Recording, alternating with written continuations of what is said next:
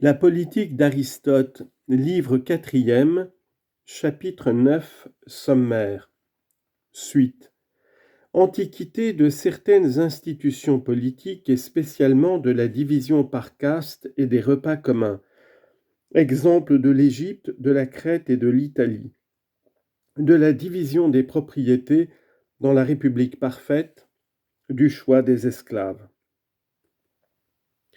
Ce n'est point du reste en philosophie politique une découverte contemporaine, ni même récente, que cette division nécessaire des individus en classes distinctes, les guerriers d'un côté, les laboureurs de l'autre.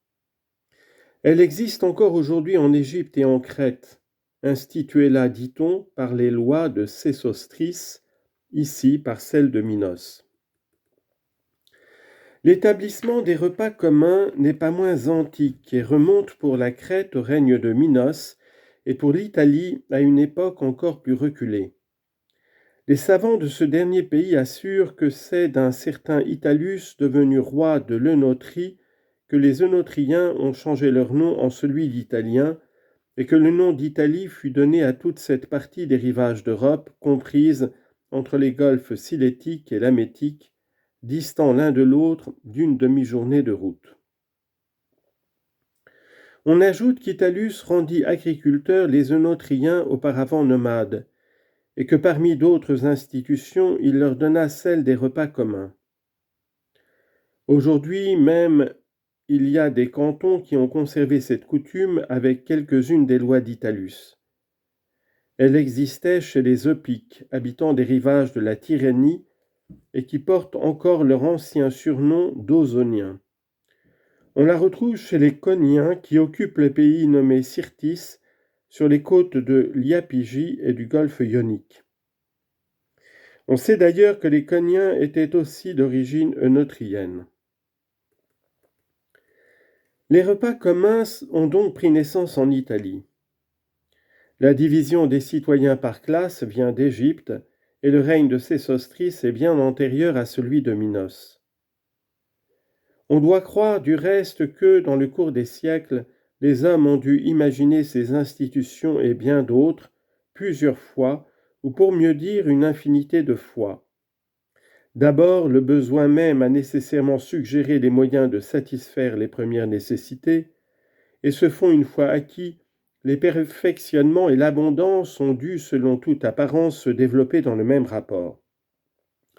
C'est donc une conséquence fort logique que de croire cette loi également applicable aux institutions politiques. Tout à cet égard est bien vieux. L'Égypte est là pour le prouver.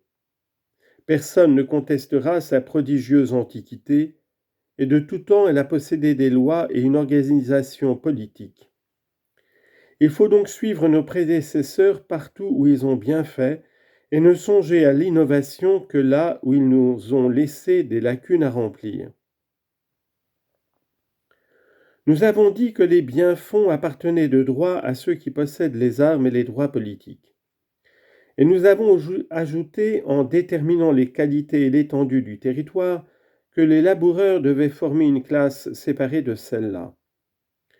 Nous parlerons ici de la division des propriétés, du nombre et de l'espèce des laboureurs.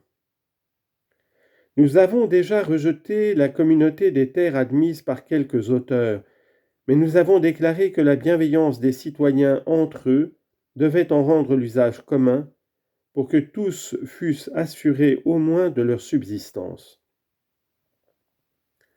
On regarde généralement l'établissement des repas communs comme parfaitement profitable à tout État bien constitué.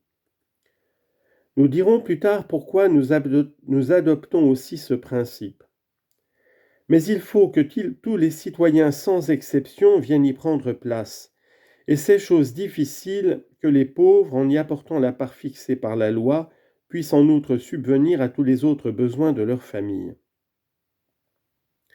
Les frais du culte divin sont encore une charge commune de la cité.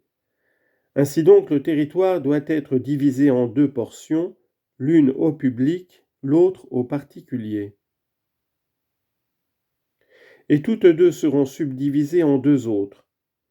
La première portion sera subdivisée pour fournir à la fois et aux dépenses du culte et à celles des repas communs.